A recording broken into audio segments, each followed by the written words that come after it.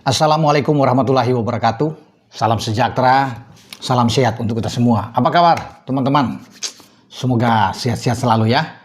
Bersama dengan keluarga, salam buat semua ya, kerabat, teman-teman dimanapun teman-teman berada. Tetap semangat. Dan pelatih kita untuk U23, Gerard Van den Berg, sudah harus mempersiapkan tim di antisipasi ke U23 kualifikasi Piala Asia. Kita menjadi tuan rumah juga. Sekarang memang masih fokus untuk Piala AFF ya, Asian Cup, di mana kita juga menjadi tuan rumah kan di GBK dan di Patriot Candrabaga. Sekarang sedang dalam TC latihan untuk memilih 23 pemain dari 30 yang sudah dipilih oleh Van den Berg. Karena tidak main-main, PSSI memberikan target harus juara. Ya, mumpung kita sebagai tuan rumah setelah 2 tahun lalu kita menjadi runner up, kalah di final di Thailand di U23 melawan Vietnam dengan adu penalti saat itu. Jadi inilah kesempatan dengan materi yang dianggap bagus. Ya, hanya memang ada satu pemain, Jens Raven, yang pemain abroad yang dipanggil. Tapi Van den Berg yakin dengan pilihannya untuk memberikan yang terbaik di Asian Cup ini. Nah, Asian Cup ini kan akan berlangsung itu pada bulan depan di pertengahan Juli. Mengantisipasi di sana, begitu selesai di bulan Juli, sudah masuk ke Agustus, berarti tinggal 1 bulan untuk kita berlaga di kualifikasi U23 Piala Asia. Ya, ini kan penting juga ini. Karena kalau melihat di STY bahwa di 2024 itu kita masuk ke semifinal dan nyaris lolos ke Olimpiade kan luar biasa. Ya, di mana saat itu ada Rizky Ridho dan kawan-kawan, ya ada Marcelino, ada Witan, pemain-pemain yang bagus, termasuk dengan Justin Hubner, ada di dalam, ada Ivar Jenner, Nathan Cho, ya Rafael Struijk. Nah, sekarang memang sudah harus bisa melihat, ya semoga dari Piala ASEAN ini atau AFF ini sudah ada kerangka yang bisa dilihat oleh Gerard Van den Berg dan tim kepelatihan lainnya yang sudah dibentuk 2 hari yang lalu itu untuk bisa diantisipasi masuk ke persiapan selanjutnya, karena kan sangat berdekatan. Jadi ini seakan bekerja dengan waktu. Sementara pihak Korea Selatan yang satu grup dengan kita, kalau bicara di bulan September, karena kan bulan September itu akan mulai di awal ya, 1 sampai 9 ya. Kemudian Korsel lewat pelatih mereka, wah itu so bagus. Sungmin sudah menyiapkan 27 pemain, sudah diumumkan bersiap. Sementara kita bersiap di Piala AFF, mereka bersiap untuk antisipasi konsentrasi mereka melawan kita. Karena kan satu grup di grup J. Ya, Piala Asia untuk U23 ini kualifikasi. Selain itu ada Macau dan Laos. Nah, mereka fokus melawan Indonesia. Karena mereka tahu lawan paling berat di grup ini adalah Indonesia, apalagi kita sebagai tuan rumah. Makanya sudah dipersiapkan, Lee Min Zong ini sudah persiapkan tim asuhannya itu sebaik mungkin. Mereka mulai masuk nantinya pada tanggal akhir bulan ini, ya 30 mungkin Juni, ya sampai mungkin tanggal 5 mereka akan bersiap untuk tahap awal sebelum mereka ada lanjutan lagi TC. Bahkan sudah dipersiapkan pertandingan uji coba melawan Ulsan untuk U23 Korsel. Jadi memang hati-hati buat kita. Mereka ini bersiap sangat serius ya untuk menghadapi kualifikasi Piala Asia ini, ya apalagi mereka tahu akan mendapat tekanan yang luar biasa saat bermain di stadion Gelora Delta Sidoarjo, ya, di Jawa Timur, sehingga sudah dari sekarang mereka itu mempersiapkan tim dengan sangat baik. Ada 2 pemain mereka yang berbahaya kalau bisa melihat dari list yang sudah diumumkan oleh Lee Min Sung ini. Satu pemain Gimseong ya, Gamsu, yaitu Lee Seung Won, gelandang serang mereka yang berbahaya. Ya, 20 pertandingan dia ada 1 gol bermain di Liga bersama dengan Gamsu, dan juga dia menjadi pemain kapten di tim U20 ketika Korsel terhenti di semifinal di Cina itu lawan Uzbek. Nah, dia menjadi kapten. Nah, ini berbahaya kalau saya bisa lihat. Di kejuaraan dunia juga mereka terhenti di U23 di semifinal kalah lawan Italia sebelum peringkat ketiga, perebutan tempat ketiga kalah lawan Israel. Jadi sekarang dengan pemain-pemain yang bagus itu akan dibawa oleh Lee Min Sun. Di depan juga ada satu pemain mereka dari Incheon United, Park Seong Ho.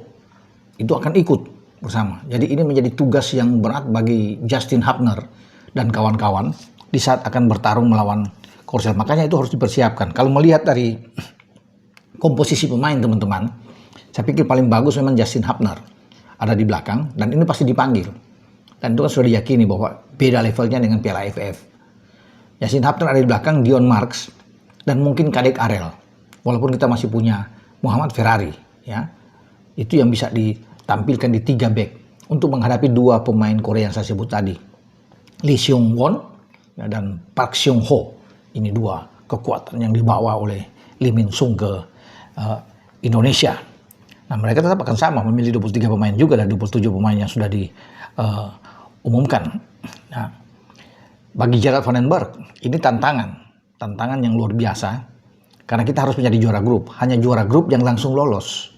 Ya, jadi ada 11 grup yang terbagi, hanya juara grup, jadi 11 tim itu langsung lolos ke Arab Saudi. Karena Arab Saudi menjadi tuan rumah pada Piala Asia U23 di 2026 nantinya akan berlangsung pada bulan Januari. Ya teman-teman, Arab Saudi udah pasti lolos dan akan diambil 4 runner-up terbaik.